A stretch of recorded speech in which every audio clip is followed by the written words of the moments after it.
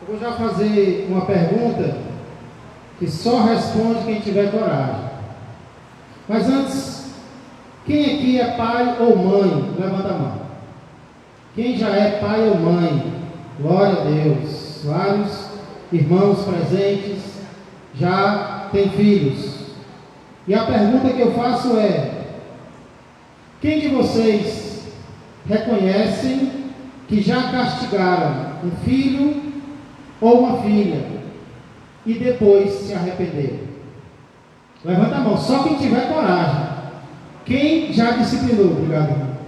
Um filho ou uma filha e depois se arrependeu porque reconheceu que errou na disciplina, ou porque disciplinou um filho ou uma filha que não merecia ser disciplinado, ou então porque esse filho ou essa filha até merecia, mas não na proporção em que a disciplina veio.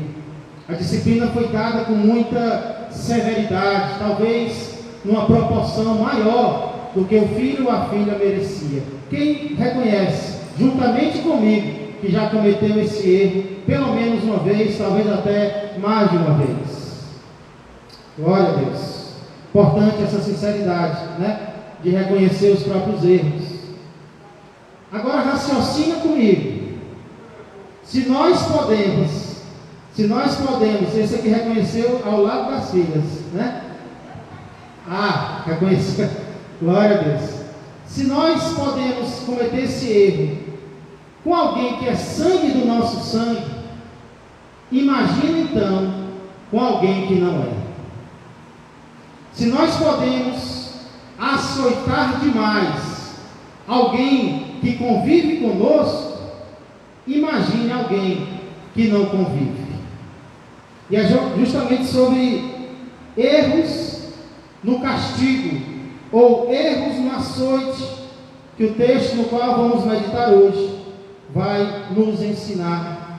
E para isso eu já convido você a abrir a palavra de Deus, mais uma vez, no livro de Moisés, chamado Deuteronômio, capítulo de número 25.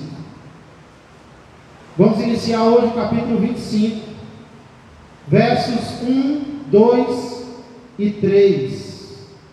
Deuteronômio, capítulo 25, versos de 1 a 3.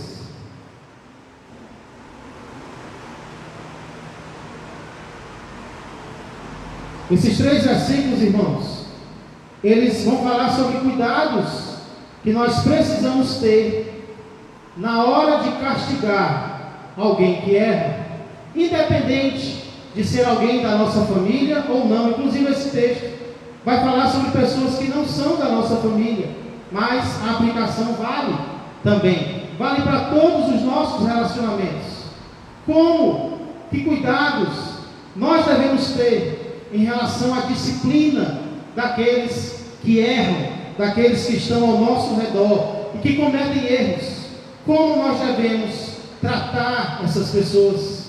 Como nós devemos disciplinar essas pessoas?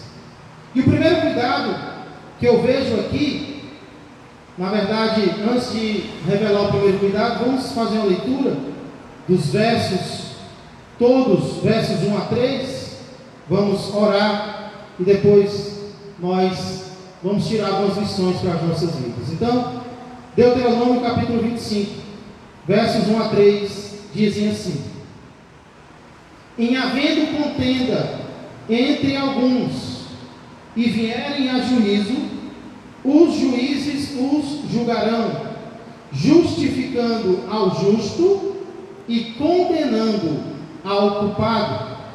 Verso 2: se o culpado merecer açoites, o juiz o fará deitar-se e o fará açoitar na sua presença, com o número de açoites segundo a sua culpa. Verso 3: 40 açoites lhe fará dar, não mais, para que porventura, se lhe fizer dar mais do que estes, teu irmão não fique aviltado aos teus olhos. Vamos orar mais uma vez. Pai, queremos mais uma vez entrar em Tua presença, Senhor, para iniciar dizendo que nós, Senhor, erramos, que nós somos falhos, que nós, Senhor, somos passíveis de pecar contra o Senhor. Estamos admitindo isso em Tua presença, Senhor, reconhecendo que precisamos da Tua misericórdia nas nossas vidas. Precisamos, Senhor, da Tua disciplina. Precisamos também, Senhor, do Teu açoite em nossas costas, muitas e muitas vezes. E agradecemos pela maneira como o Senhor nos trata e também nos ensina a tratar o nosso próximo. Pai, que possamos tirar lições preciosas aqui sobre como tratar os outros, Pai, inclusive aqueles que erram. Pois tudo isso nós pedimos e agradecemos em nome de Jesus Cristo. Amém e amém. Dê uma salva de palmas bem forte para Jesus, porque Ele merece. Glória a Deus. Nosso primeiro cuidado que eu vejo aqui é o cuidado na hora de condenar alguém. Cuidado que devemos ter na hora de condenar determinada pessoa. Esse texto vai nos ensinar lições importantes sobre isso. O início do verso 1 diz: em havendo contenda, em havendo disputa, em havendo briga entre alguns. No hebraico, isso fica ainda mais claro. Aqui na minha versão diz: em havendo contenda entre alguns. Mas no original, a ideia é interessante. A ideia é: quando houver contenda entre alguns. Irmãos, às vezes, nós ouvimos falar de briga entre determinadas pessoas. E quando nós ouvimos falar sobre briga, sobre contenda, sobre desentendimento entre duas pessoas, às vezes nós ficamos admirados, às vezes nós ficamos surpresos. Mas os fulanos pareciam tão unidos, e agora estão desunidos, estão se desentendendo, estão brigando. Eu e você podemos ficar surpresos quando duas pessoas entram em contenda. Porém, o nosso Deus não. Deus não se surpreende quando duas pessoas brigam. Deus não se surpreende quando duas pessoas não estão se entendendo. E não é só porque Deus conhece o futuro, não. É porque Deus sabe quem nós somos. Deus sabe de que material nós fomos feitos. Nós somos falhos. Nós temos a tendência realmente de nos desentendermos com as pessoas. E é justamente por isso que o nosso Deus fala tanto na sua palavra sobre como resolver disputas, sobre como resolver intrigas, sobre como reatar relacionamentos. É porque Deus sabe a nossa doença, Deus conhece a nossa doença, mas não apenas isso. Ele prescreve todos os remédios para toda e qualquer doença que eu e você possamos ter. Deus sabe tudo aquilo que é falho em nós, que é imperfeito em nós, e já sabendo disso, Ele inspira textos como esse, textos que vão nos ensinar como agir quando houver uma contenda, quando houver uma briga entre eu e alguém, ou entre duas pessoas que eu conheço. Deus não se surpreende com isso. Ele já sabia que isso ia acontecer. Então, quando isso acontecer com você, quando isso estiver acontecendo na sua vida, corra para a palavra de Deus, porque ela vai ter os princípios corretos que eu e você devemos seguir quando situações assim ocorrerem na minha vida e na tua vida. Então o texto diz: em havendo contenda entre alguns, e na continuação, e vierem a juízo. Trazendo para os nossos dias, seria mais ou menos como: e isso for parar no tribunal. Sabia que não é toda contenda que deveria parar em tribunal? Na verdade, o ideal seria que nenhuma contenda precisasse ir para os tribunais. O ideal seria que nós conseguíssemos resolver os nossos problemas aqui mesmo, entre você e a pessoa, entre eu e a pessoa. O apóstolo Paulo, inclusive, escrevendo à igreja de Corinto, ele critica a igreja porque eles estão levando os problemas deles para os tribunais humanos. E ele diz assim: será que não tem ninguém aí na igreja que seja sábio o suficiente para resolver essa questão com vocês? O ideal, irmãos, é que nós resolvamos as questões no nível mais baixo possível, não de baixaria, mas no nível mais raso, mais rápido possível. Porém, muitas vezes, o ideal é um e o real é outro. O ideal é que resolvamos sem precisar ir, sem precisar consultar ou pedir ajuda a outras pessoas. Mas isso nem sempre vai ser possível.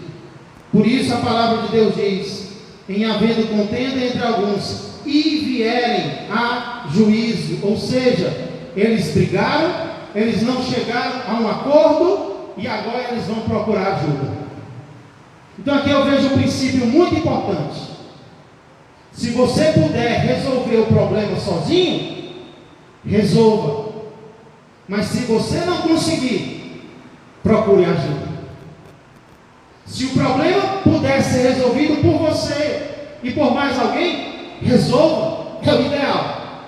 Mas se não conseguir, não deixe de resolver. Procure ajuda, procure alguém, procure os juízes, procure os anciãos, procure os sábios.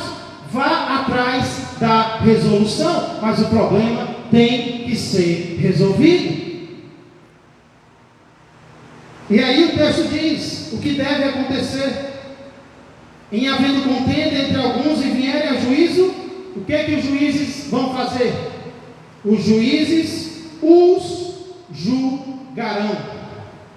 Nós notamos aqui um plural. Por quê?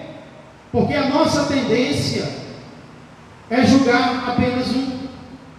Em qualquer questão, especialmente quando nós ouvimos uma questão de alguém, qual é a nossa tendência? Sejamos sinceros.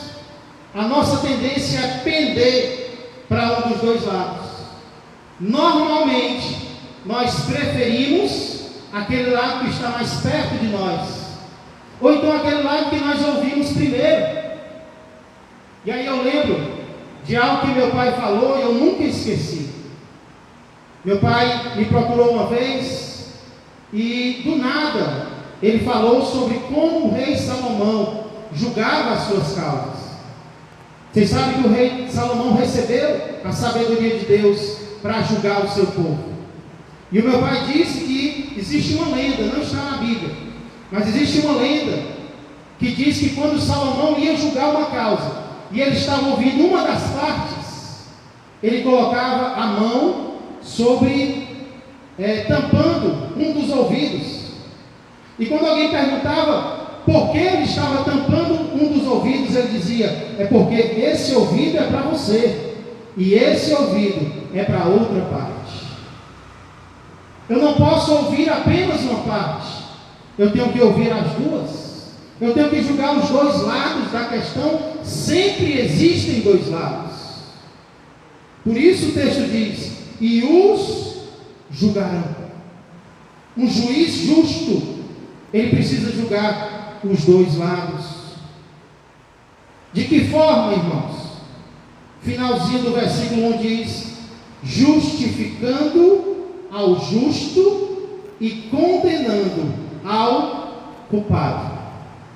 Parece óbvio o que a Bíblia está dizendo. É claro que tem que justificar o justo e condenar o culpado. Porém, mais uma vez, lembra como é o ser humano. O ser humano, inclusive os juízes, tem a tendência de justificar e condenar mediante preferências.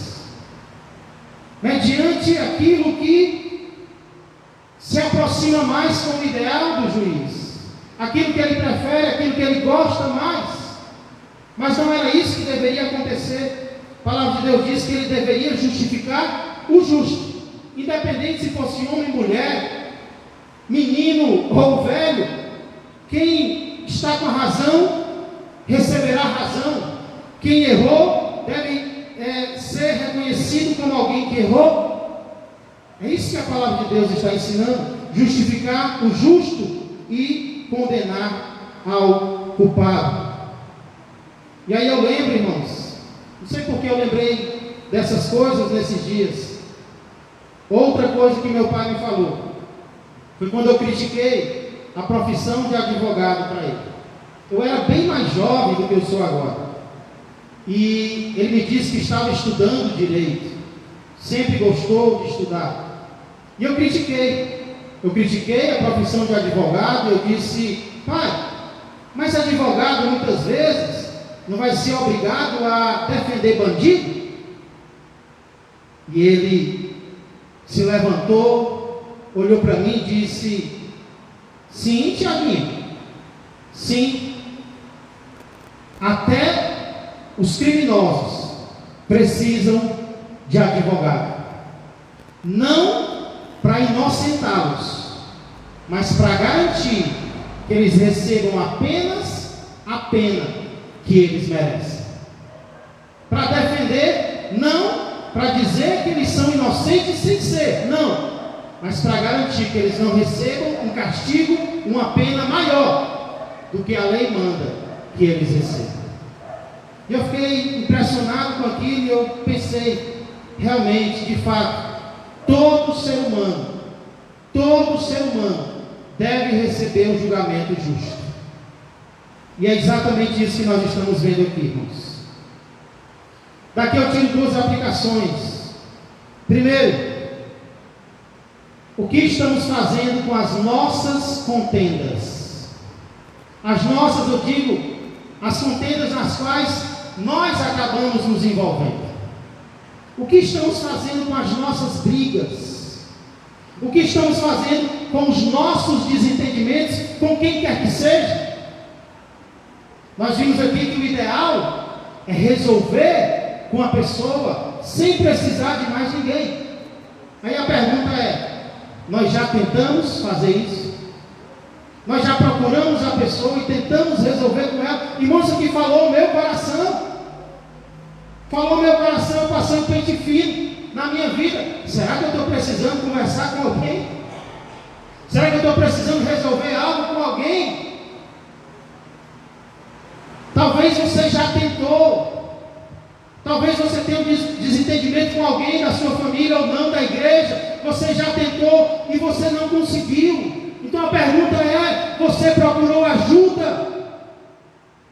Você procurou os juízes? Você procurou os irmãos mais velhos? Você procurou outros familiares para tentar resolver esse problema?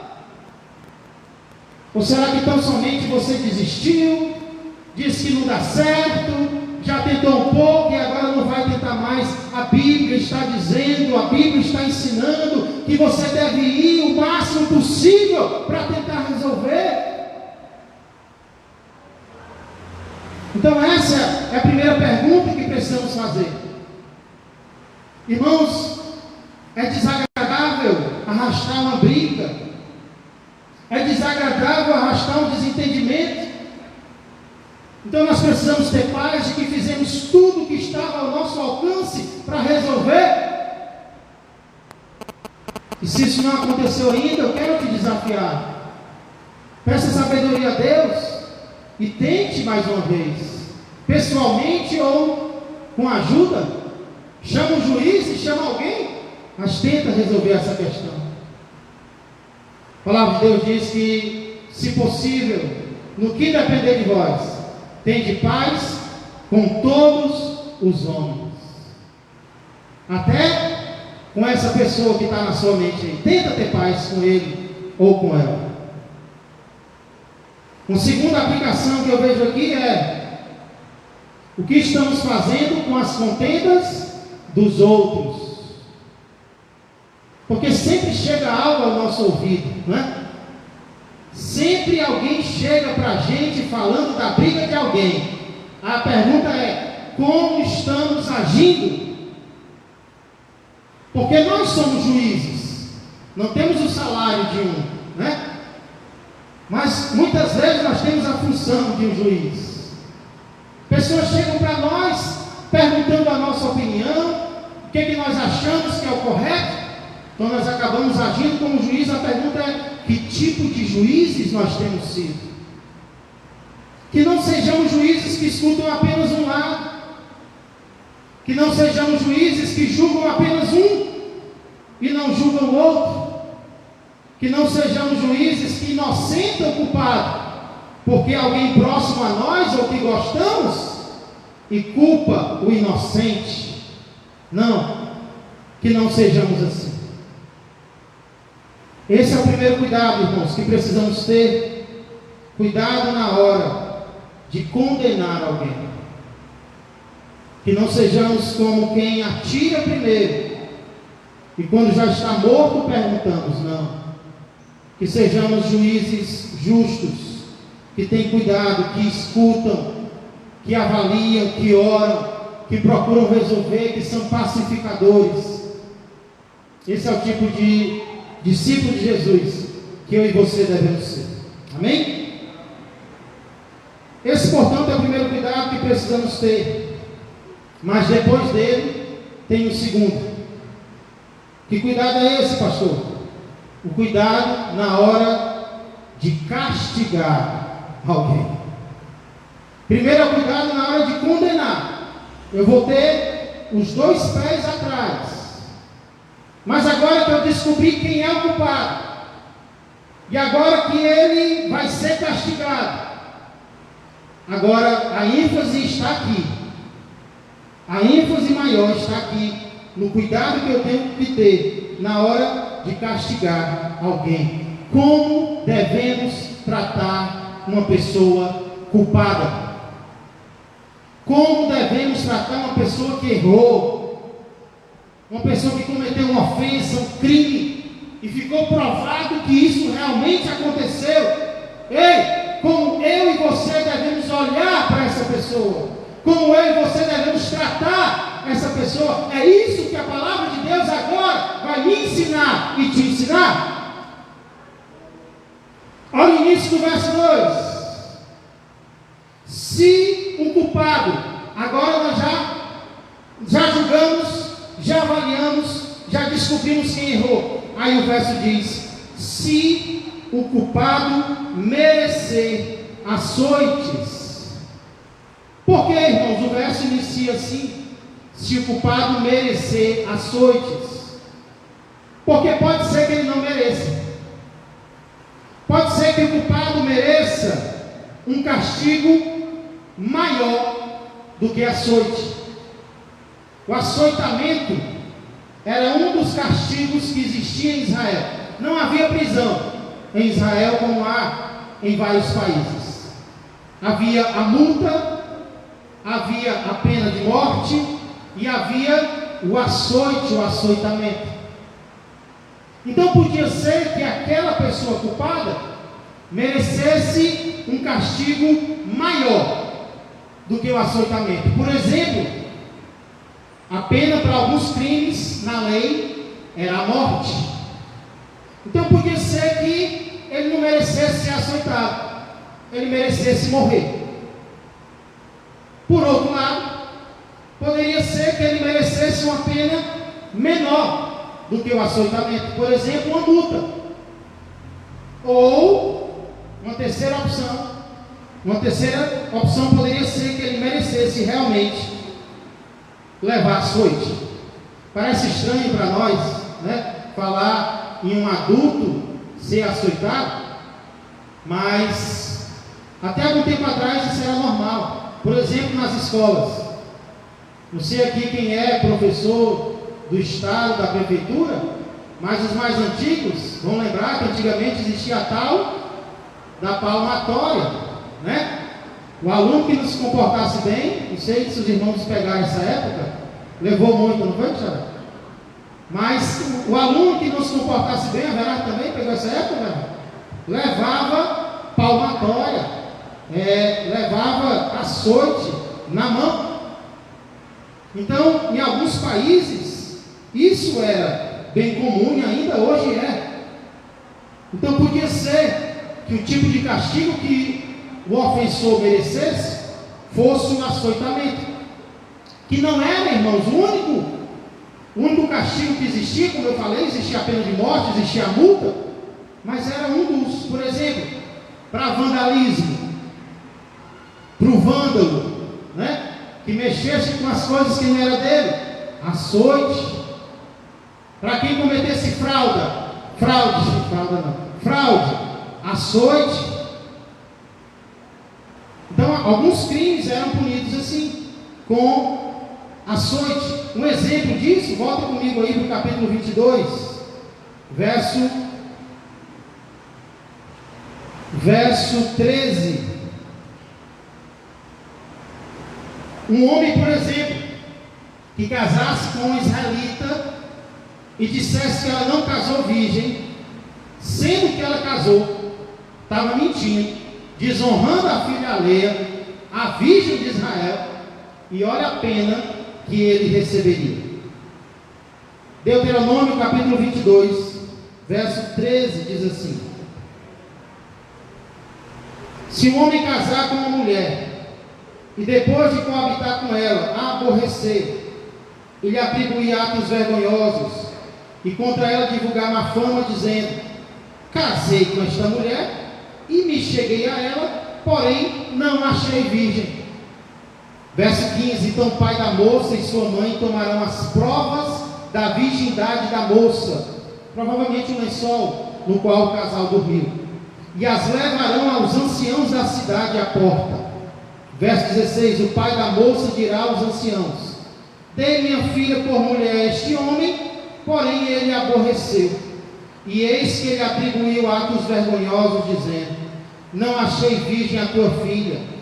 Todavia, eis aqui as provas da virgindade de minha filha, e estenderão a roupa dela diante dos anciãos da cidade, os quais tomarão o homem e farão o que com ele? E o açoitarão. Inventando mentira sobre uma mulher decente. O crime que essa pessoa cometeu foi esse, e a pena que ele ia receber era ser açoitado, levar um molho de sola por causa disso. Então esse é um exemplo, irmãos, de um caso em que uma ofensa era punida com o açoitamento. Volta lá para o capítulo 25. Primeira decisão então que os juízes teriam que tomar era se o culpado merecia açoite. É açoite que ele merece? Essa é a primeira decisão que nós temos que tomar em relação a alguém que errou. Qual o castigo que essa pessoa merece? Qual o tipo de disciplina que essa pessoa merece receber? Irmãos, aqui está falando de criminoso, mas isso se aplica também aos nossos relacionamentos, inclusive ao nosso relacionamento com os nossos filhos. Uma das decisões importantes que os pais precisam tomar é que tipo de castigo vai dar para um filho que desobedece. Lá em casa, por exemplo, e eu creio que na casa de todos nós, os nossos filhos podem ser disciplinados fisicamente. Por exemplo, se o crime for brando, a disciplina é na mão. Se for um pouco mais grave ou reincidente, aí já não é mais na mão, é no bumbum. Ou pode não ser físico, pode ser, por exemplo, verbal, um carão daqueles olhando no olho, né? Às vezes dói mais do que uma pisa. Ou não, vai para o quarto, não assiste televisão, e o que é mais cruel de todos, não vai comer sobremesa. Antigamente era açaí, mas as coisas estão um pouco difíceis, então não vai comer sorvete misturado com Nutella. Então, irmãos, os pais têm que ser sábios, como a palavra de Deus está ensinando. Se merecer açoites, essa é a primeira decisão que nós temos que tomar. Qual é o castigo apropriado a esse erro? Será que é algo físico, como açoite? Ou será que não? Então esse é o princípio de decidir qual o castigo apropriado. E não apenas isso, irmãos, mas também a proporção do castigo. Porque o castigo pode ser físico, mas ele pode ser mais grave ou menos grave. E é justamente sobre isso que fala a continuação do verso. Olha o verso 2. Se o culpado merecer açoites, o juiz o fará deitar-se e o fará açoitar na sua presença, com o número de açoites segundo a sua culpa. Primeira coisa que me chama a atenção aqui é que o castigo era dado na presença do juiz. O juiz decreta a pena e ele observa para ver se a pena vai ser cumprida na vida do criminoso, para assegurar que ele não vai receber um castigo maior do que o que é justo. Então o juiz estava lá, ele se deitava ali mesmo e tome açoite, um castigo na proporção adequada ao crime que a pessoa recebeu. Outra coisa que me chama a atenção aqui é o número. O número de açoites dependia da gravidade do crime. Isso também se aplica aos relacionamentos, como eu falei. Porém, irmãos, o que mais me impressionou em todo esse texto foi o verso 3, que diz assim: 40 açoites lhe fará dar, não mais. 40 era o limite em Israel para açoitar alguém. Era o número de açoites máximo que alguém poderia receber. Só para termos uma ideia, comparando com o Código de Hammurabi, que era outro código de leis que havia naquela época, o Código de Hammurabi permitia 60 açoites, mas a Bíblia só permitia 40. E quando os anos foram se passando, na época de Paulo, por exemplo, os judeus tinham tanto receio, mas tanto receio de extrapolar 40, que eles diminuíram para 39. Era 40 açoites menos 1. E nós sabemos disso porque o apóstolo Paulo, em 2 Coríntios capítulo 11, diz que 5 vezes recebeu dos judeus uma quarentena de açoites menos 1. Ou seja, 5 vezes Paulo foi açoitado pelos judeus por causa de Cristo, por causa de Jesus. Irmãos, e quando eu li isso, que vergonha eu senti, porque Paulo foi açoitado 5 vezes por ser cristão, perseguido por causa do Evangelho.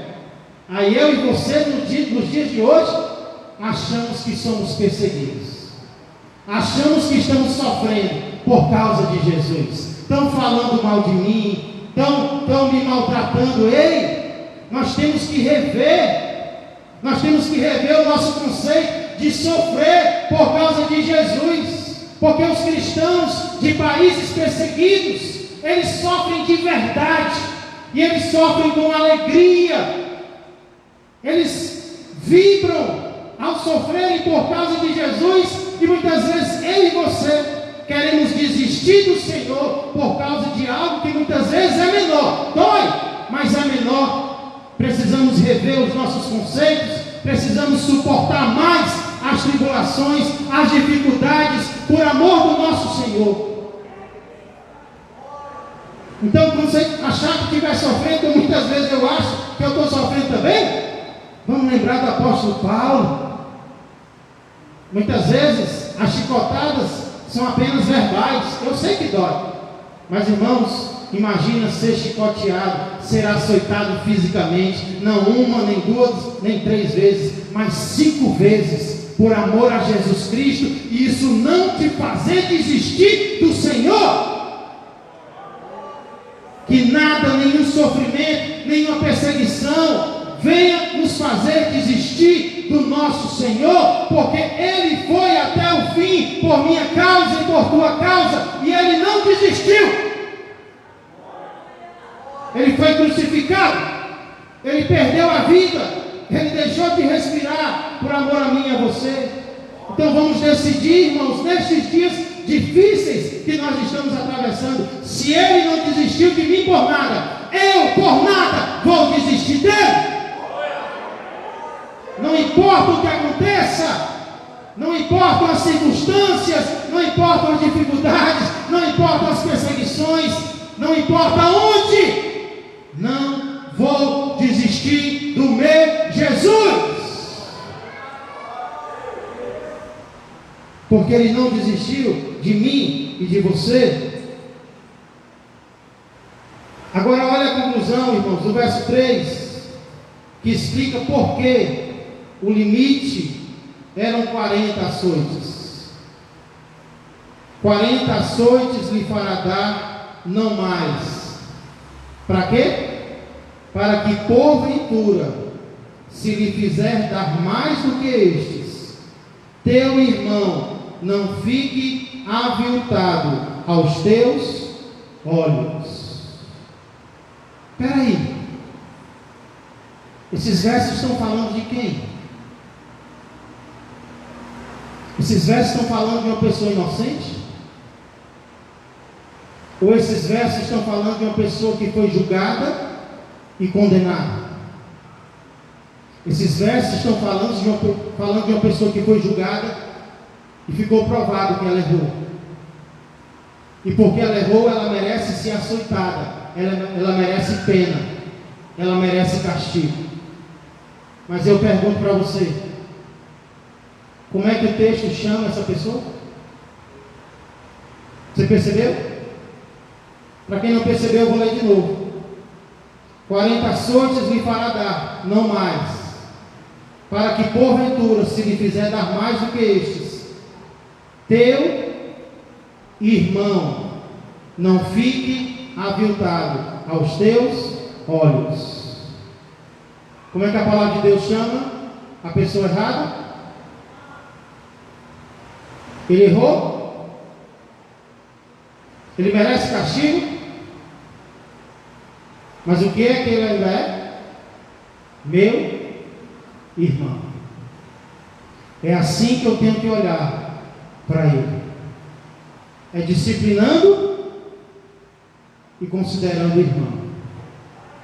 É açoitando, mas eu estou açoitando o meu irmão. Não é alguém a quem eu odeio, não é alguém de quem eu tenho raiva, não. Merece ser açoitado, errou, mas eu sei quem você é. Você continua sendo meu irmão. E o objetivo, irmãos, eu fiquei impressionado com isso. O objetivo é para que ele não seja aviltado. A palavra aviltado significa considerado menor, ou seja, humilhado. Existem disciplinas cujo único objetivo é humilhar a outra pessoa. E é justamente isso que a Bíblia está proibindo que aconteça. Não é para humilhar a pessoa, é o contrário. É para que ele não seja humilhado aos meus olhos. Irmãos, eu vou já dizer o que eu creio que nós podemos aprender com esse texto. Mas antes, deixa eu dizer o que nós não podemos aprender com esse texto. Essa passagem, de forma nenhuma, não entenda assim, de forma nenhuma está dizendo que não devemos julgar alguém. Essa passagem não está dizendo que Deus é contra a disciplina, ou Deus é contra o açoite. Não, Não, não é isso que essa passagem está dizendo. Pelo contrário, a passagem está dizendo que as pessoas devem ser julgadas, sim. Essa passagem está dizendo que às vezes as pessoas merecem ser castigadas, sim. As pessoas merecem ser açoitadas, sim. Isso vale para mim, isso vale para você, que às vezes temos dificuldade de castigar. Isso vale para nós que muitas vezes queremos passar a mão no erro de alguém. E a Bíblia não está ensinando a fazer isso com ninguém. Eu percebo que muitas vezes essa é a nossa tendência.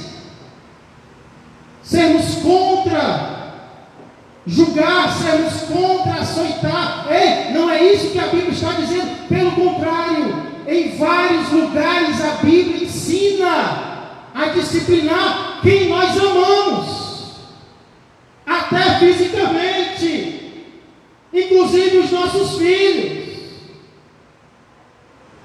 Ah, mas ele vai crescer complexado. Eu cresci apanhando e eu acho que eu não cresci complexado. Talvez ele vai crescer com problema, é se faltar o que a palavra de Deus diz que tem que ter. Deus nos ama e por isso ele diz não para nós. Dos 10 mandamentos, a maioria começa com a palavrinha não. E Deus não nos ama? Deus nos ama, por isso ele diz não.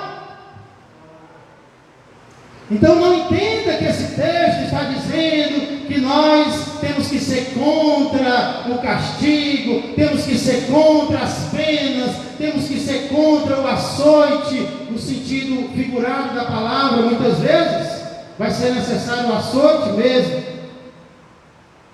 Não é isso que a Bíblia está dizendo. O que a Bíblia está dizendo, irmãos? A Bíblia está nos ensinando como fazer estas coisas. Não é que elas não devem ser feitas, mas elas devem ser feitas da maneira correta. Elas devem ser feitas com justiça e elas devem ser feitas com amor.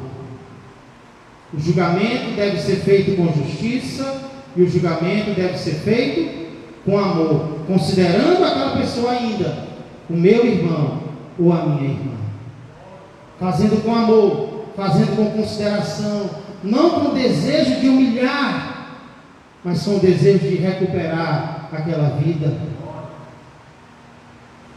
Inclusive, irmãos, após a Segunda Guerra Mundial, em 1948, foi criada a Declaração Universal dos Direitos Humanos.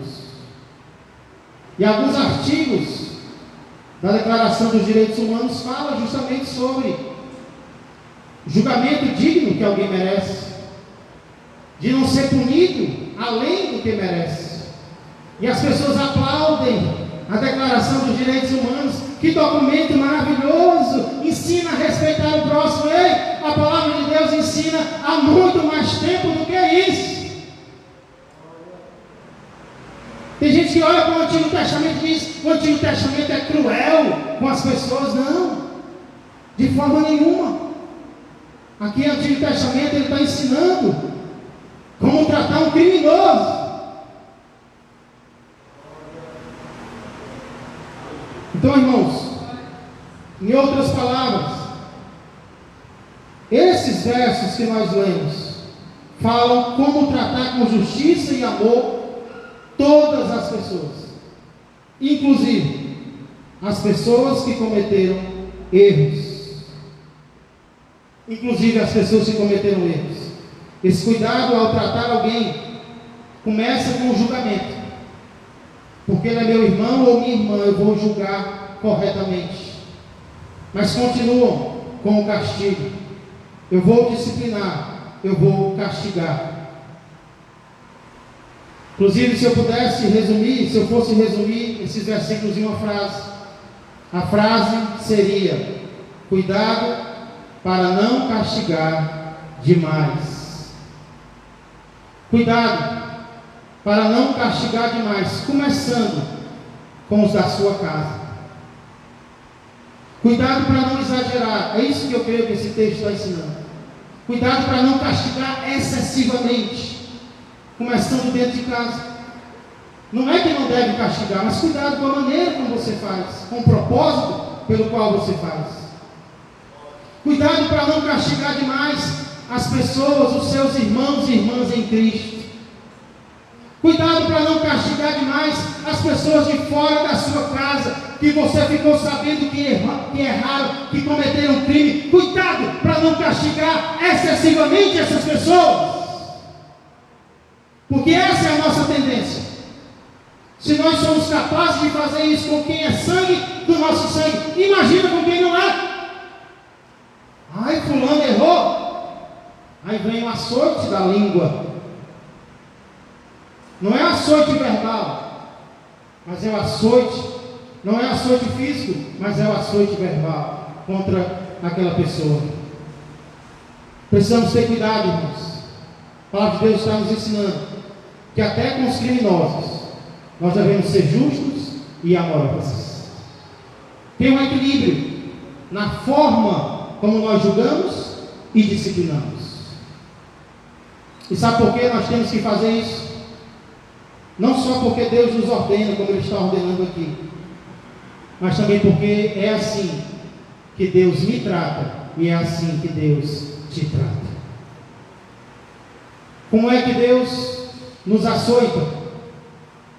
Primeiro, Deus nos açoita com justiça. Deus nos açoita com justiça. Nós podemos ver isso, por exemplo, em textos como Lucas, capítulo 12, versos 47 e 48. Lucas, capítulo 12.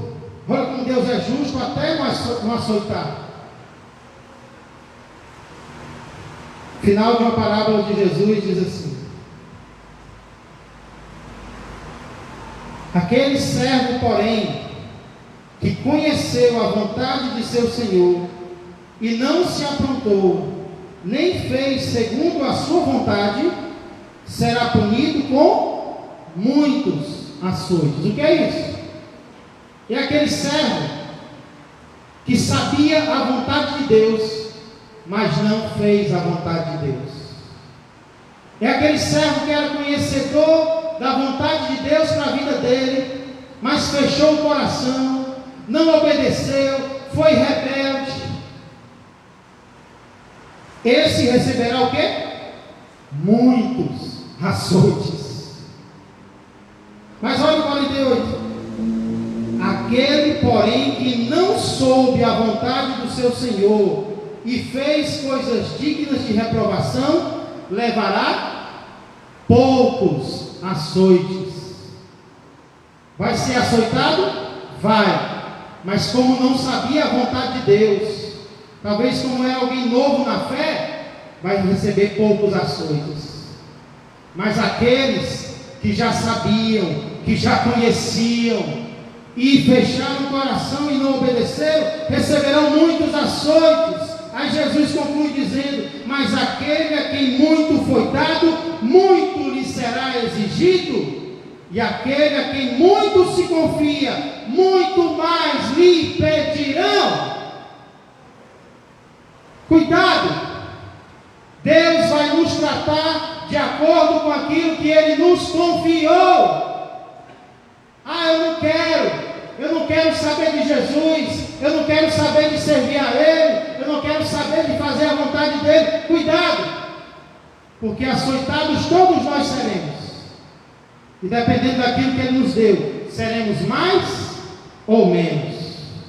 Por aí você calcula o número de açoites que talvez você receba, se fechar o coração para Jesus.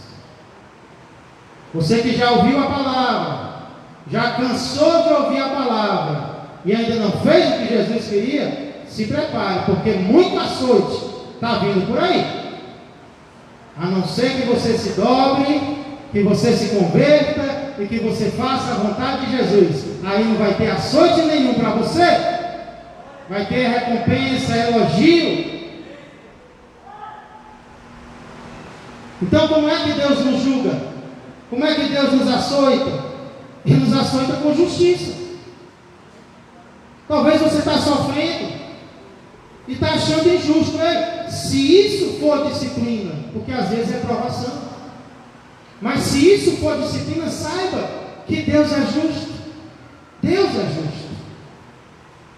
Porém, irmãos, não é apenas com justiça que Deus nos açoita. O que é mais impressionante nesse Deus é que Ele nos açoita com amor. É o que eu vejo, por exemplo, em Apocalipse, capítulo 3, verso 19, quando ele diz: eu repreendo e disciplino a quantos amo. Glória a Deus. Ele não repreende e disciplina a quem odeia, não. O amor dele não se acaba quando nós erramos contra ele. Ele vai disciplinar, e vai disciplinar porque ama, vai disciplinar com amor. Eu repreendo e disciplino a quantos amo. Sê, pois, zeloso e arrepende-te.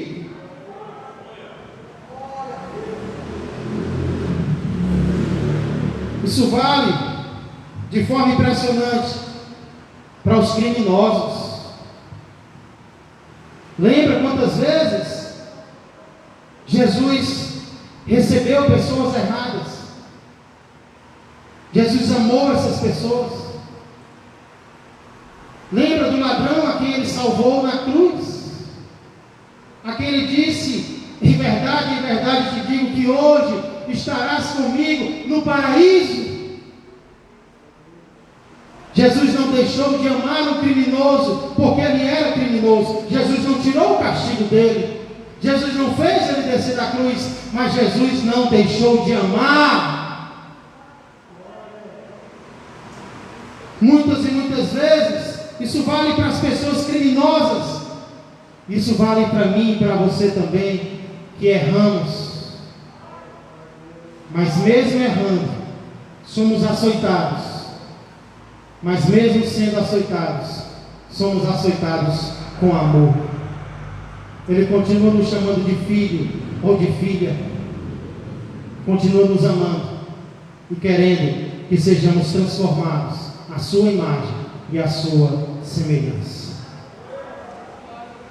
Por isso eu quero concluir essa mensagem convidando você a abrir o coração para esse amor. Eu quero encerrar essa mensagem convidando você a abrir o coração para esse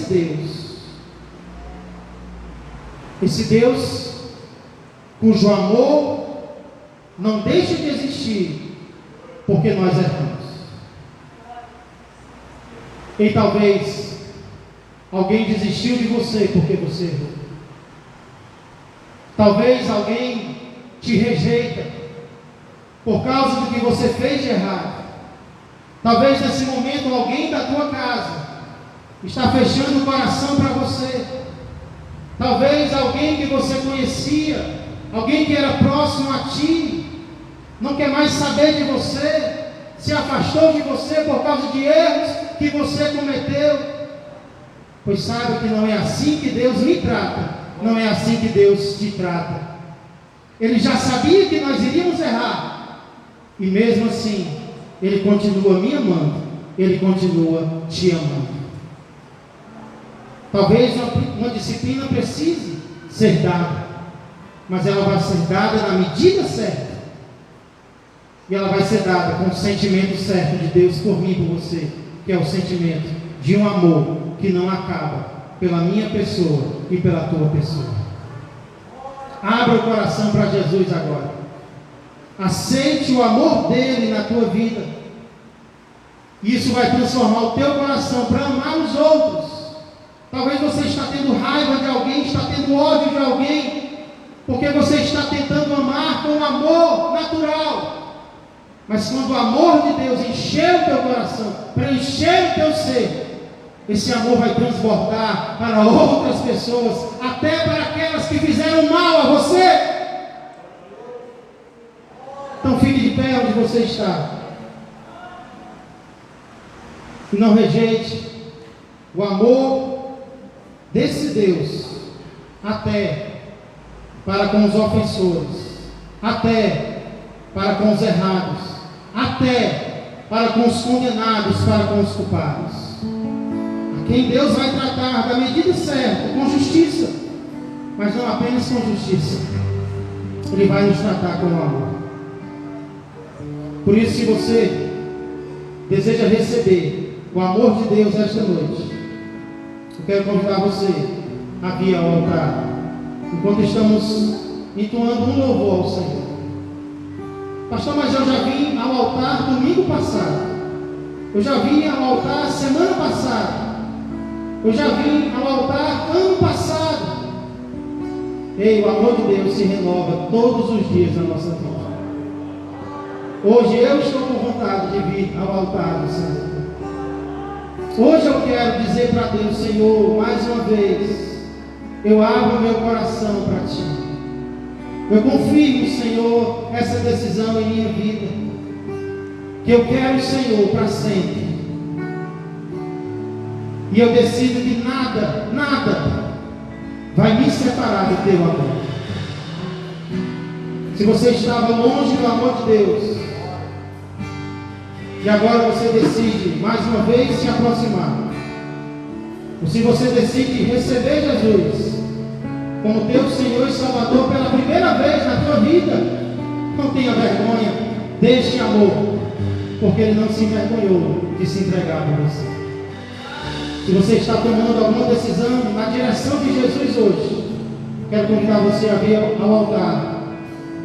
Ou talvez a tua decisão é de resolver algo com alguém.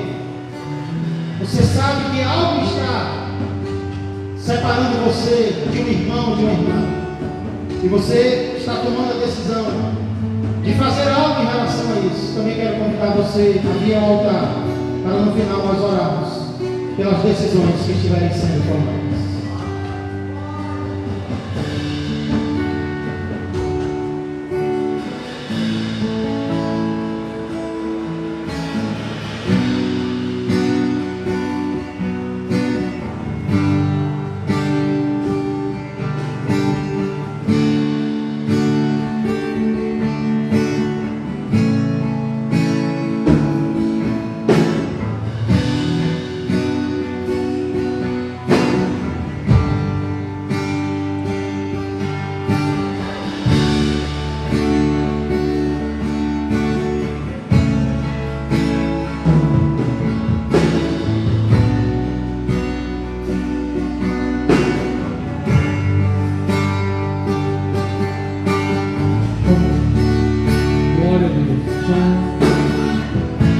Aleluia.